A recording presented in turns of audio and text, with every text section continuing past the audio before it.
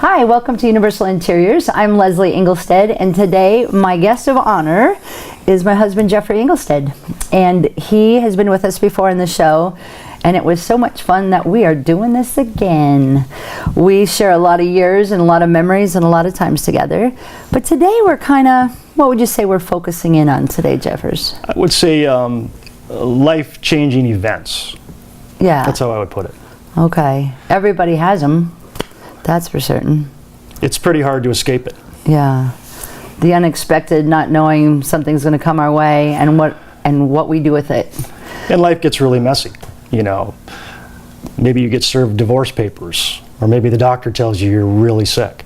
Yeah. Or maybe you get a phone call that someone has died. I mean, we can't escape those things. No. So but the question is, what do you do with it? Right. So, but for this session right here, I would like you to tell us about September 21st, 1993. Let's go back. Okay. We're visiting a definite life changer for us. Big time. Yeah. I had been working many years at a resort, heading to work like I do often, and it was as you said, September 21st, so just beginning of autumn, beautiful. And on my way to work, and area that I often know that there's deer in, this particular morning it surprised me, and there it was. There was a deer that went past, and then I went, oh, and then all of a sudden the second one. And when I hit the deer, I felt right away in my heart just sick, because I knew I had killed it. And I was like, oh, and as soon as that happened so quickly, I lost total control. I went from one side to the other, and I was racing down towards Franklin Lake, and all of a sudden this incredible sense of peace hit me. It wasn't a fear peace, it was a place I can't quite explain. But what ended up happening is I hit a patch of birch, and my face slammed into the steering wheel, and I was able to, by God's grace, get out of that car. It was a head-on. Basically, later on, we were able to see the steering wheel, and my teeth actually had indented that hard plastic of the steering wheel. It was an older car, so people went, oh, why not the airbag, or why not, this and that? But it was the impact. Well, as soon as that happened, again, there was this sense of peace. But right beside me, just like Jeffrey's sitting near me, peripherally, there was somebody with me in the car. Without a doubt, I wasn't alone. And I just grabbed my face as I was bleeding very profusely. I just said, Jesus, what should I do? And the very next moment I can remember is being on the highway, still holding my face, and in that, I went, what am I doing?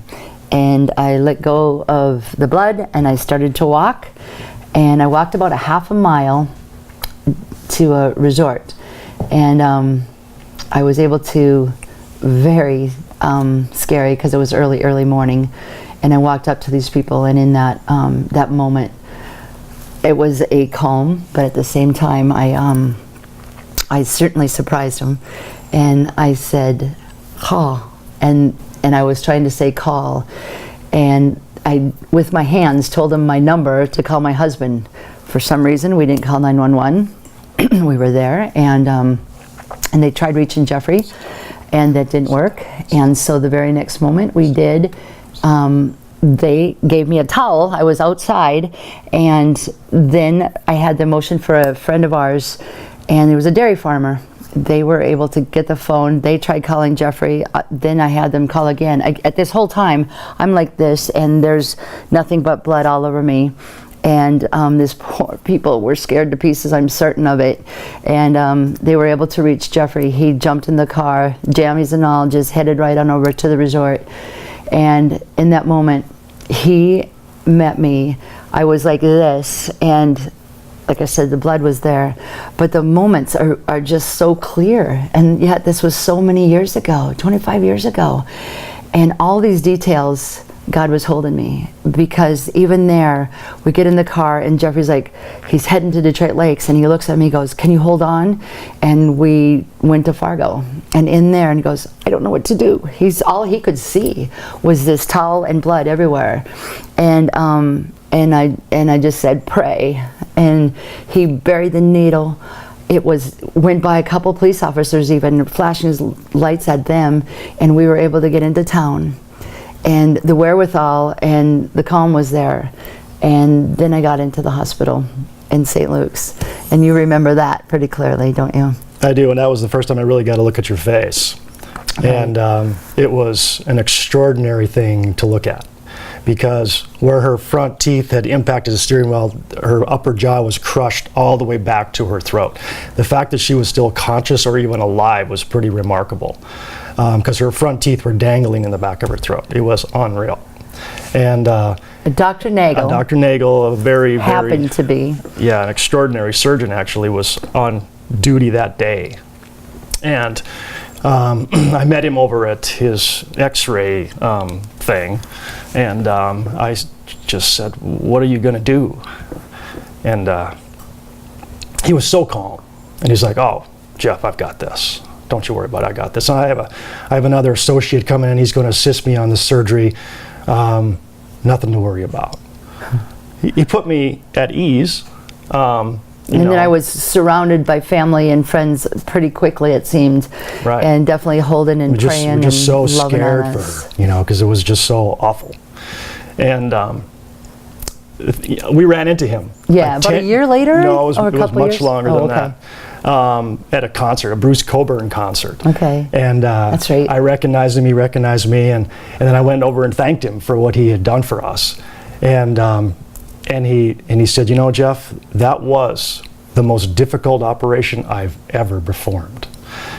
And he had kind of fibbed because he didn't really know He'd had no idea what he was going to do. do.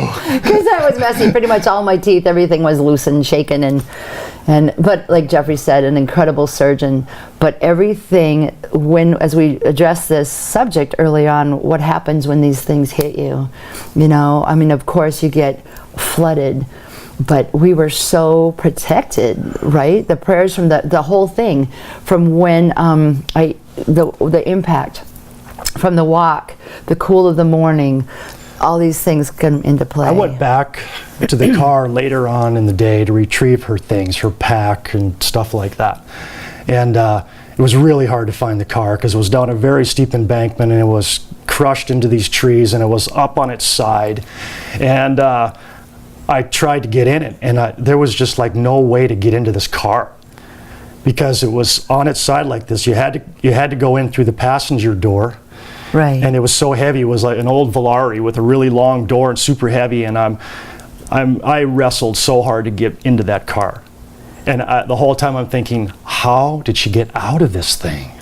The only way was through that passenger door. Right. And is it something that's in the unseen? Is it something that was physically happened?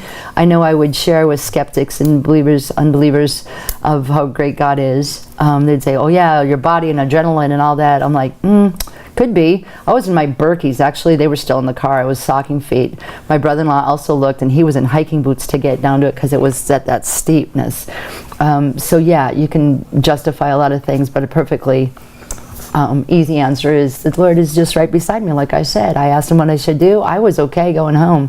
I really felt that this was the greatest piece to describe. And anyways, but basically lifted on up. Leslie has been through 9 reconstructive surgeries to repair her face. And every one of those operations has been a pretty major ordeal. And it took a period of a couple years to really kind of put you back together again. Yep. Yeah, some of them was pretty crazy. To blended food for a couple months, I had to be wired. And the love of my husband and friends could just about blend anything. You can't blend pizza or pot pies. That didn't work so good. Work. Yeah, it got awfully schmirky. So there was some things I was denied. And French fries.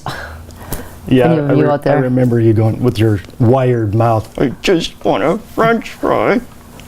Life is funny. It just is. We have a lot more to share about this story, and hopefully you're getting the gist of it. God's faithfulness, it never ceases. And I think we'll continue this story the next time around. I just am so grateful that you tune in and listen and encourage Universal Interiors, the show itself, and this wonderful TV show that allows me to do this and the freedom to share with you.